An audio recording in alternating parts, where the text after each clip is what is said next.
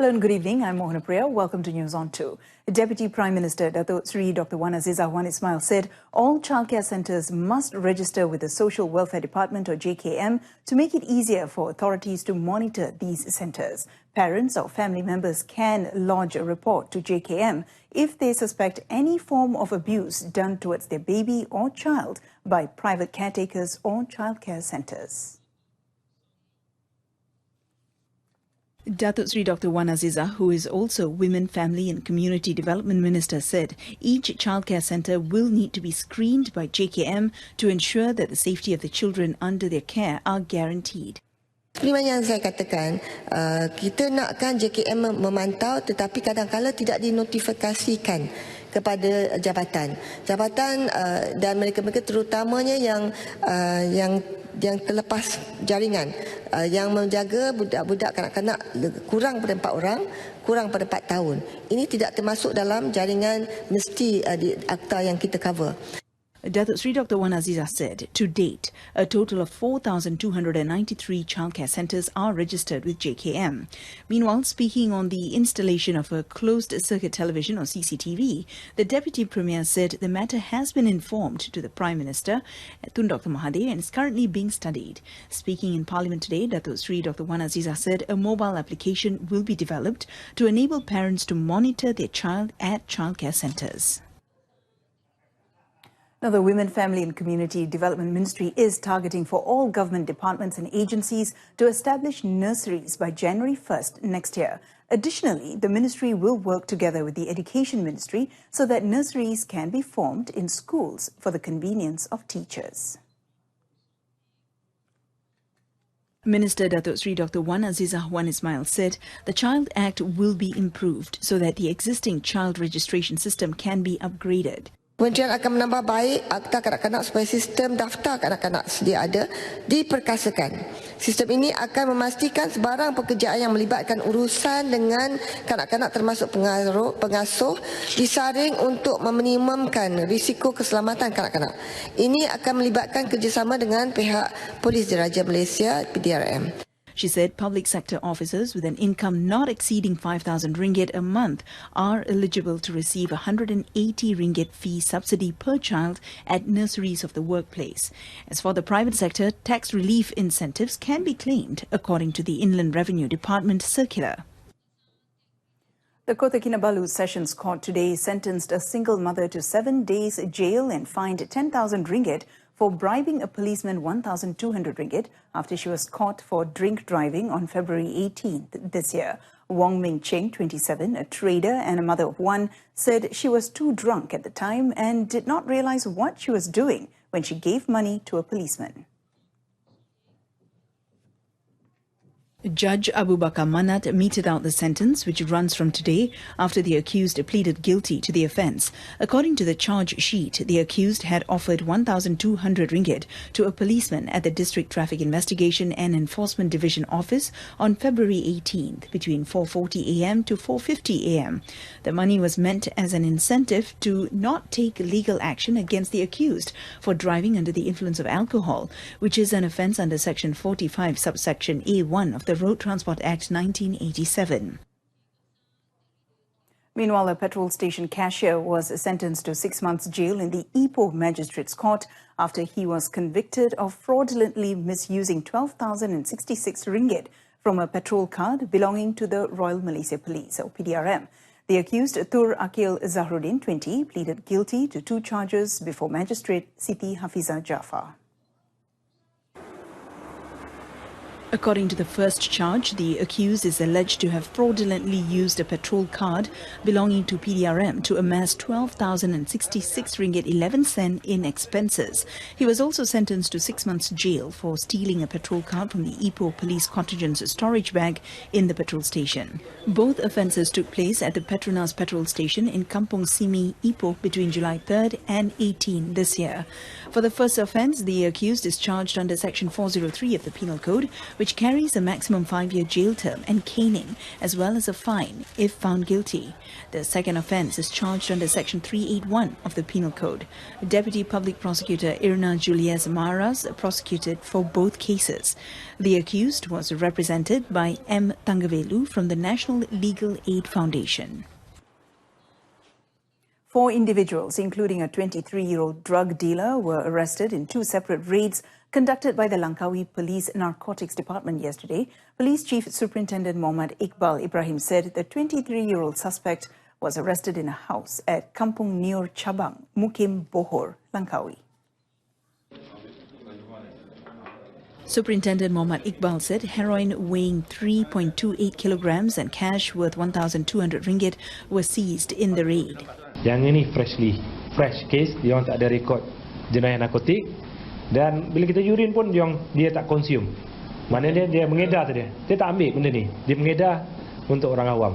Jadi bila maklumat tu sampai, kita proses dan kita buat intipan, alhamdulillah kita dapati memang ada kegiatan penjualan yang dilakukan oleh suspek ini. Superintendent Muhammad Iqbal, in a press conference held today, said 3 other drug dealers were arrested in a hotel room believed to be used as their drug den. All those arrested were between the ages of 22 and 29. The case is being investigated under Section 39B of the Dangerous Drugs Act 1952. Upon conviction, is punishable with the mandatory death sentence. Friends and family of the late Balakong Assemblyman Eddie Ng Tien Chi arrived to say their final goodbyes at the Xiao En Memorial Park. Representatives from DAP, the Finance Minister and Transport Minister were also present at the memorial. Ng's remains were then brought to Nilai Memorial Park for burial after a short stop in Balakong. He was believed to have been on his way back to his service centre when his 4-wheel drive vehicle slammed into the back of a lorry on the Grand Saga Expressway at 12:40 a.m. on July 20th. He was killed on the spot, triggering another by-election in Selangor, the second one in some 9 weeks since the May 9th general elections. The DAP Assemblyman is survived by his wife and 3 children, aged 13, 15 and 17. Datuk Sri Dr. Wan Azizah Wan Ismail will retain her position as Pakatan Harapan President in the event her husband, Datuk Sri Anwar Ibrahim, secures the PKR presidency in the party's upcoming polls. Consequently, she will remain as the Deputy Prime Minister of the ruling coalition. Tak ada apa-apa yang ada keburukan saya sebab kita rasakan bahawa dalam Pakatan Harapan memang jawatan saya tetap akan diteruskan. Terima kasih. Datuk Sri Dr. Wan Azizah was commenting on her position in the party if she does not contest the president's post. When asked about the position of the PKR de facto leader, the Deputy Premier said the issue has not been discussed yet. Pakatan Harapan's candidate for the Sungai Kandis by-election, Muhammad Zawawi Ahmad Mughni, has come up with a 3-pronged strategy to develop the area and improve the lives of its residents. According to Muhammad Zawawi, the first step would be to build a safe environment by constructing special pedestrian walkways away from the dangers of vehicles. The second strategy is to install more street lights, especially in villages, plus CCTV cameras at business premises, mosques and public spaces. Meanwhile, the third step is to encourage residents to join in community management and awareness programs, including organizing night watch activities and cooperating with the local Rukun Tetangga to curb crime in the area. Apabila diberi mandat, perkara inilah yang menjadi keutamaan saya untuk membentuk sebuah masyarakat atau komuniti yang selamat, kerana kita ingin mencontohi apa yang telah dilakukan di negara-negara maju, di mana negara selamat itu kita melihat rumah tidak ada pagar, tidak ada grill, kerana mereka merasakan bahawa persekitaran mereka selamat. Muhammad Zawawi said this during his campaign rounds at Kampung Batu Tujuh, Jalan Kebun in Shah Alam.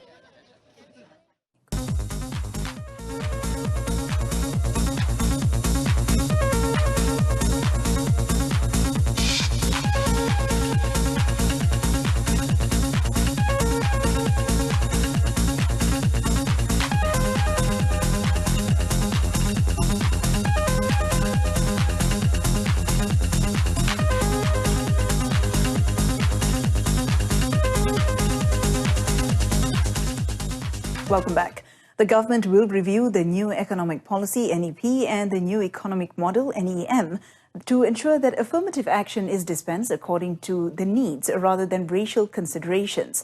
According to Economic Affairs Minister Datuk Seri Muhammad Azmin Ali, the review will ensure that it fulfills the needs of all the people and the direction of socio-economic development of the new Malaysia. Datuk Seri Muhammad Azmin also stressed that the review of the NEP and the new economic model or NEM will not marginalize the Bumiputra community, but rather it's to ensure sustainable economic development and distributive justice, including the urban and semi-urban communities. Golongan Bumiputra termasuk di Sabah dan Sarawak juga perlu mendapat perhatian yang serius daripada kerajaan. Jadi kita mahu pengagihan ekonomi dibuat secara adil dan seksama kepada rakyat Malaysia. Datuk Seri Muhammad Azmin added that the government's efforts will truly bring benefit or a positive impact to the people without any leakages, misappropriation and abuse of power. Communications and Multimedia Minister Gobind Singh Deo assures that the cancelled collaboration between Tenaga Nasional TNB and Telekom Malaysia TM will not affect the agenda of broadband provision nationwide. Gobind explained that the cancellation of the agreement indirectly prevents a monopoly and will create healthy competition among industry players. Dan saya ingin memberikan pengesahan ataupun jaminan saya kepada Dewan Yang Mulia ini bahawa keputusan tersebut tidak akan sama sekali menjejaskan usaha kerajaan baru untuk menyediakan sambungan internet ataupun konektiviti ke seluruh negara. Speaking in Parliament, Gobind was commenting on various quarters which had complained on the partnership between TNB and TM. Following yesterday's announcement, TNB and TM are now respectively free to work with other parties in regard to realising the agenda to provide broadband across Malaysia without issues of monopoly. The Agriculture and Agro-Based Industries Ministry will steer the controversial failed National Feedlot Corporation, or NFC, by introducing a new business model in the near future. Minister concerned Salahuddin Ayub said his ministry will ensure the objective of increasing local meat or beef production is realised to meet the national demand. Speaking in Parliament today, Salahuddin added that the ministry will implement the cattle integration program in 1.4 million hectares of palm oil plantations with an estimated 400,000 heads of cattle. Syarikat-syarikat besar IOI, tabung haji dan yang lain ini Gatri tidak dan Samdabi ini tidak berminat sebenarnya untuk mengizinkan kita boleh melakukan insentif ataupun perbincangan yang lebih konstruktif. Dan saya yakin dan percaya dengan kerajaan mungkin boleh memberikan pengurangan cukai dan insentif lain. Saya rasa target kita untuk mencapai bekalan daging 3% ini akan menjadi satu kenyataan dan bukan ilusi. Meanwhile, Salahuddin announced that the ministry is able to meet the demand for 44,673 heads of cattle and 22,130 sheep for the upcoming Aidil Adha Korban ceremony. The Council of Eminent Persons, or CEP, functions as an advisory body to the government on matters of economy and finance, and the Cabinet must approve its recommendations for implementation. Minister in the Prime Minister's Department, Dato' Liew Vui Kiong, said the visit by CEP Chairman Tun Daim Zainuddin to China was on the instructions of Prime Minister Tun Dr. Mahathir Mohamad and is no indication that the CEP had overstepped its advisory role. Isu accountability ini adalah terletak kepada kerajaan jemaah menteri. Jadi laporan mereka yang diberikan kepada kerajaan ini not necessarily binding on the government. Ya, kita akan lihat dan kita akan dengar dan kita akan buat keputusan. Dato' Liew was responding to a supplementary question from Rembau MP Khairi Jamaluddin, who queried about the accountability of Tun Daim's visit to China. Previously, Tun Dr. Mahathir said the purpose of Tun Daim's visit to China last week was to renegotiate loans and contracts that the previous government had inked with Chinese companies. A new act specially drafted to protect all races and religion in the country from being insulted and abused will be introduced soon. Minister in the Prime Minister's Department in charge of Islamic Affairs, Datuk Dr. Mujahid Yusof Rawa, said the act will be named Religious and Racial Hatred Act. In his reply to an additional question from Kuala Krau MP, Datuk Sri Dr. Ismail Muhammad said, Datuk Dr. Mujahid said, although the decision was made due to several cases of insults made against Islam, the proposed act would not be exclusive to the religion. He added, the act will enable authorities to take action against those who post hate messages against all religions and races in Malaysia, especially on social media sites. Kerajaan Pakatan Harapan berhasrat untuk mengemukakan satu bil undang-undang yang dinamakan sebagai Akta Kebencian Agama dan Kaum. Di mana di dalam Akta Kebencian Agama dan Kaum bukan sahaja apabila agama Islam dihina, tetapi agama-agama lain juga apabila dihina boleh diambil tindakan. Ini bagi menjamin kuasa yang ada dalam negara ini yang berbagai kaum dan agama perlu diberi perlindungan. Parti Keadilan Rakyat Terengganu has urged the state government to present a strategic plan on the usage of oil royalty. The plan would ensure the royalty allocation would be used wisely, especially on eradicating poverty agenda. PKR Terengganu Chairman Azan Ismail said the state government should also have an effective plan to speed up the federal government's decision to channel the allocation. This is to ensure that people are aware of the state expenses, which to date has never been mentioned or shown to them.